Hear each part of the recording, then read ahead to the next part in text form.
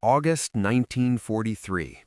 General Dwight Eisenhower sat in his headquarters in Algiers, facing a command decision that would shape the Italian campaign and cost tens of thousands of Allied lives. The invasion of Italy was scheduled for September. Allied forces would cross from Sicily to the Italian mainland and drive north toward Rome. The operation required a field army commander who could execute complex amphibious operations, coordinate multiple nationalities, and defeat determined German resistance in mountainous terrain. Eisenhower had two obvious candidates: Lieutenant General George Patton, who had just led 7th Army to victory in Sicily, and Lieutenant General Mark Clark, who commanded 5th Army but had never led troops in combat. Eisenhower chose Clark. The decision was not based on military competence. Patton had proven himself across 2 campaigns in North Africa and Sicily. He understood mobile warfare. He moved faster than any Allied commander. His aggressive tactics consistently achieved results that methodical approaches couldn't match. Clark had administrative experience and political connections. He had served as Eisenhower's deputy during the planning for Operation Torch. He was personable, photogenic, and skilled at managing relationships with Allied commanders and political leaders, but he had never commanded forces in battle. Eisenhower's decision was fundamentally political. Patton had just been involved in the slapping incidents that nearly destroyed his career. American newspapers were calling for his removal. Congressmen were demanding he be sent home. The political cost of giving Patton another high-profile command was considered too high. Clark, by contrast, was politically safe. He had no scandals, he cultivated positive press coverage, he was ambitious but careful never to create political problems for his superiors. So Eisenhower sent Patton to England to prepare for the cross-channel invasion, and he gave Mark Clark command of 5th Army for the invasion of Italy. The decision reflected Eisenhower's fundamental approach to coalition warfare. Political considerations took precedence over military effectiveness. Managing relationships with Allied governments and American political leadership mattered more than putting the best tactical commander in the field. General Omar Bradley later wrote that Eisenhower's decision to sideline Patton after Sicily was the worst command decision of the European war. Bradley believed Patton in Italy would have shortened the campaign by months and saved thousands of lives. But Bradley understood why Eisenhower made the choice he did. Eisenhower was supreme commander because he could manage political complexity. Patton was a political liability. Clark was a political asset. The military calculation was secondary. What Eisenhower apparently didn't anticipate was how catastrophically Clark would perform as a field commander, or how different the Italian campaign would have been under aggressive leadership instead of Clark's methodical, publicity-seeking approach. September 9, 1943. 5th Army landed at Salerno, south of Naples. The invasion began well. German resistance was lighter than expected. Allied forces established a beachhead and began advancing inland. Then Clark made his first major command decision. He halted the advance to consolidate the beachhead and build up overwhelming force before pushing north. This was textbook doctrine. Secure your position before advancing. Never take unnecessary risks. It was also exactly what gave German forces time to organize resistance. Field Marshal Albert Kesselring commanded German forces in Italy. He was an experienced defensive commander who understood that time was his most valuable resource. Every day the Allies delayed was a day German forces could improve defensive positions, bring up reinforcements, and prepare obstacles. Clark's cautious consolidation gave Kesselring exactly what he needed. By the time 5th Army resumed its advance, German forces had established defensive lines that would hold for months. The pattern repeated throughout the Italian campaign. Clark would plan operations carefully, build up overwhelming force, then advance methodically. German forces would retreat to prepared positions and force 5th Army to fight for every mile of ground. What made Clark's approach particularly costly was his obsession with personal publicity. He insisted on being present at key moments for press coverage. He staged photographs of himself leading troops. He gave interviews describing his strategic vision. He ensured his name appeared prominently in news coverage of Allied operations in Italy. This wasn't just vanity, it was command interference. Clark's focus on publicity meant he was often at the front for photo opportunities rather than at headquarters making operational decisions. His subordinate commanders learned quickly that Clark cared more about how operations looked in newspapers than how effectively they achieved military objectives. The clearest example came at Anzio in January 1944. Fifth Army conducted an amphibious landing behind German lines, intended to bypass Kesselring's defensive positions and threaten Rome from the rear. The landing achieved complete tactical surprise. German forces in the area were minimal. The road to Rome was open. Clark ordered the landing force commander, General John Lucas, to consolidate the beachhead before advancing inland. Lucas followed orders. He spent days building up forces at Anzio while German reinforcements poured into the area. By the time Lucas was ready to advance, German forces had established defensive positions that surrounded the Anzio beachhead. What should have been a breakthrough became a siege. Allied forces at Anzio were pinned down for months, taking casualties while achieving nothing. Patton, watching from England, wrote in his diary that Clark's handling of Anzio was criminal incompetence. An aggressive commander would have pushed inland immediately, accepting risk to achieve decisive results. Clark's caution had turned a brilliant operational opportunity into a bloody stalemate. The contrast with how Patton operated was stark. When Patton landed in Sicily, he pushed inland immediately. When he broke out of Normandy in 1944, he advanced faster than logistics could support. He accepted risk because he understood that in mobile warfare, speed creates its own security. Clark never understood this. He fought the Italian campaign as a series of methodical advances against prepared positions. This maximized Allied casualties while minimizing operational gains. By June 1944, Fifth Army had been fighting in Italy for 9 months and had barely reached Rome.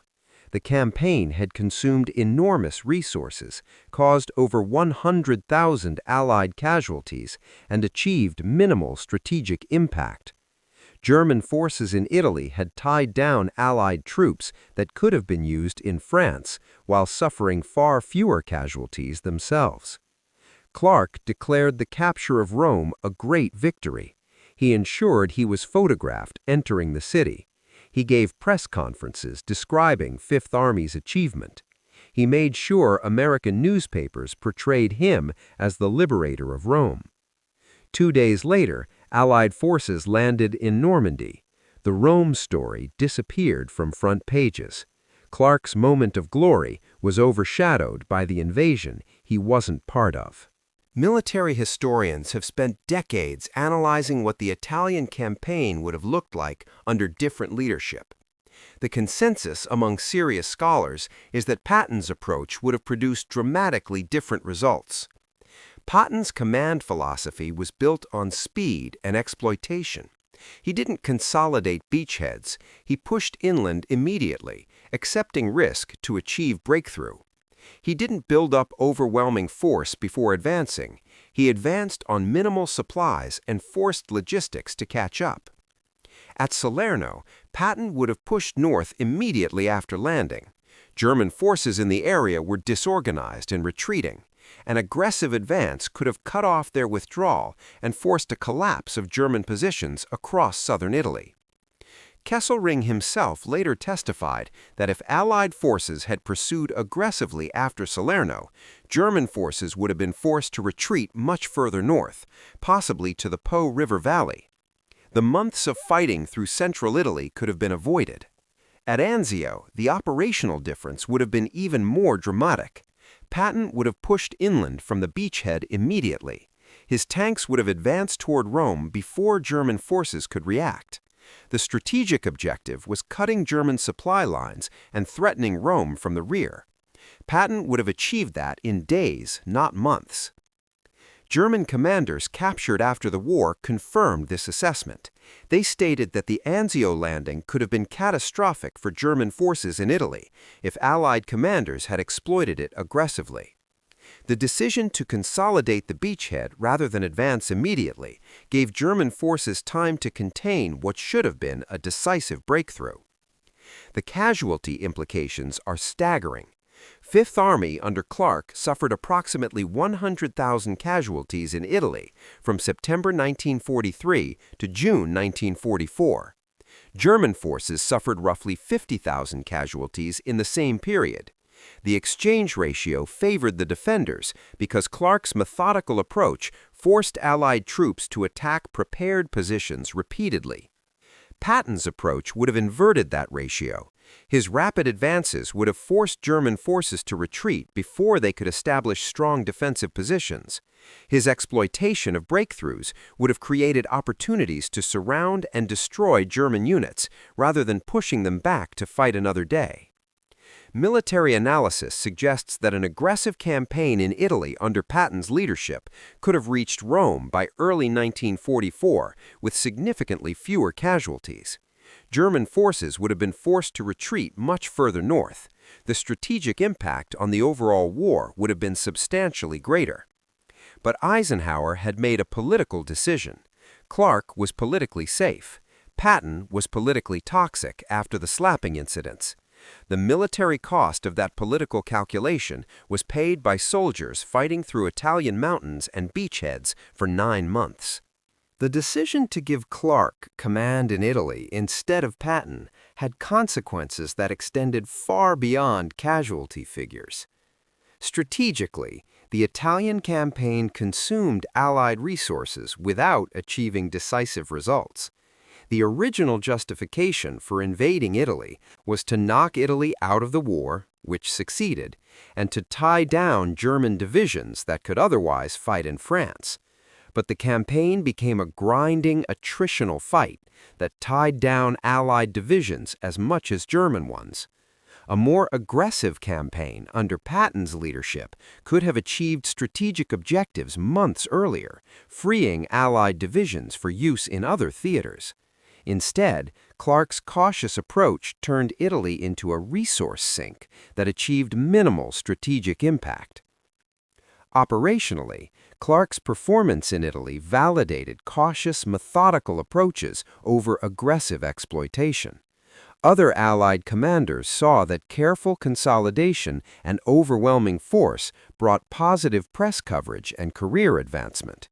Aggressive risk-taking, even when successful, brought political problems, as Patton had learned. The lesson other generals drew from Clark's Italy command was that political management mattered more than battlefield results. This influenced Allied operations throughout the rest of the war. Personally, the decision destroyed John Lucas, the commander Clark scapegoated for the Anzio failure. Lucas followed Clark's orders to consolidate the beachhead. When the operation stalled, Clark relieved Lucas and blamed him for excessive caution. Lucas's career was destroyed for following the same cautious approach Clark himself championed. Patton, watching from England, understood exactly what Eisenhower's decision had cost. He wrote to his wife Beatrice that giving Clark command in Italy was like putting a clerk in charge of a cavalry charge. He believed thousands of soldiers died because Eisenhower prioritized political considerations over military competence. But Patton also understood the broader lesson. In coalition warfare under political constraints, the general who managed relationships and avoided scandal would get commands. The general who won battles but created political problems would be sidelined. Eisenhower's decision to choose Clark over Patton for Italy was a perfect example of this calculus. Clark was politically skilled and militarily mediocre. Patton was politically toxic and militarily brilliant. Eisenhower chose politics over performance. The soldiers who fought in Italy paid for that choice with 9 months of grinding combat, 100,000 casualties, and minimal strategic achievement. After the war, Eisenhower defended his decision. He wrote that Clark performed adequately in difficult circumstances. He noted that Patton's political liabilities made him unsuitable for command immediately after the slapping incidents. He claimed the Italian campaign achieved its strategic objectives of tying down German forces. But Eisenhower never addressed the fundamental question: would the campaign have been shorter, less costly, and more strategically significant under Patton's aggressive leadership? The operational evidence strongly suggests yes.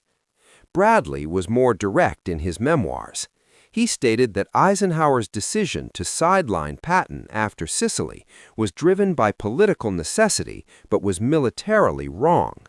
Bradley believed Patton in Italy would have reached Rome by early 1944 with far fewer casualties than Clark's methodical approach produced. German commanders were even more explicit. Kesselring testified after the war that he feared Patton more than any Allied commander because Patton understood mobile warfare and exploited opportunities aggressively. Kesselring stated he was relieved when he learned Clark, not Patton, would command Fifth Army. He knew Clark would be cautious and predictable. The Italian campaign under Mark Clark lasted from September 1943 to May 1945. It consumed enormous resources, caused over 300,000 Allied casualties across its entire duration, and ended with German forces surrendering only when Germany itself collapsed. It was one of the least strategically productive campaigns Allied forces conducted in Europe. The campaign under Patton's leadership would have looked completely different: faster, more aggressive, more costly for German forces and less costly for Allied troops, more strategically significant in its impact on German resources and the overall war. But Patton chose political safety over military effectiveness, and 100,000 Allied soldiers paid for that choice in the first 9 months of the Italian campaign alone. History records the decision as Eisenhower's to make. It also records the consequences as soldiers to bear. The political appointment that prioritized Clark's career over Patton's competence cost lives that aggressive leadership might have saved. That calculation is the enduring legacy of Eisenhower's choice in August 1943. Politics over performance, safety over speed, caution over capability, and soldiers dying on Italian hillsides for months longer than military necessity required.